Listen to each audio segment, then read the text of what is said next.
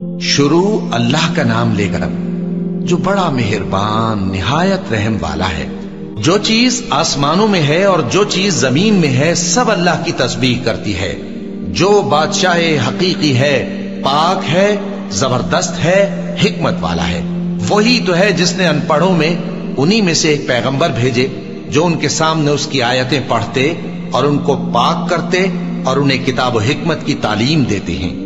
اور اس سے پہلے تو یہ لوگ کھلی گمراہی میں تھے، اور ان میں سے اور لوگوں کی طرف بھی ان کو بھیجا ہے جو ابھی ان مسلمانوں سے نہیں ملے، اور وہ غالب ہے، حکمت والا ہے۔ یہ اللہ کا فضل ہے، جسے چاہتا ہے عطا فرماتا ہے، اور اللہ بڑے فضل کا مالک ہے۔ جن لوگوں کو تورات کا حامل بنایا گیا پھر انہوں نے اس کے حامل ہونے کا حق ادا نہ کیا، ان کی مثال گدھے کی سی ہے جس پر بڑی بڑی کتابیں لدی ہوں۔ جو لوگ اللہ کی آیتوں کی تکذیب کرتے ہیں ان کی مثال بری ہے، اور اللہ ظالم لوگوں کو ہدایت نہیں دیتا۔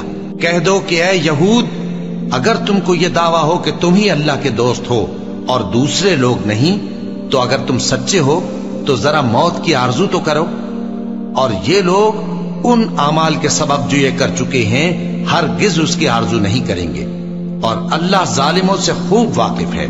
کہہ دو کہ موت جس سے تم بھاگتے ہو وہ تو تمہارے سامنے آ کر رہے گی، پھر تم پوشیدہ اور ظاہر کے جاننے والے مالک کی طرف لوٹائے جاؤ گے، پھر جو کچھ تم کرتے رہے ہو وہ سب تمہیں بتائے گا۔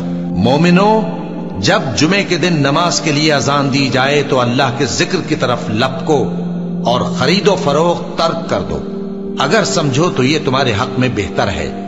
پھر جب نماز ہو چکے تو زمین میں پھیل جاؤ اور اللہ کا فضل تلاش کرو، اور اللہ کو بہت بہت یاد کرتے رہو تاکہ کامیاب ہو جاؤ۔ اور جب ان لوگوں نے سودا بکتا یا تماشا ہوتا دیکھا تو ادھر بھاگ لیے، اور اے نبی صلی اللہ علیہ وآلہ وسلم تمہیں خطبے میں کھڑا چھوڑ گئے۔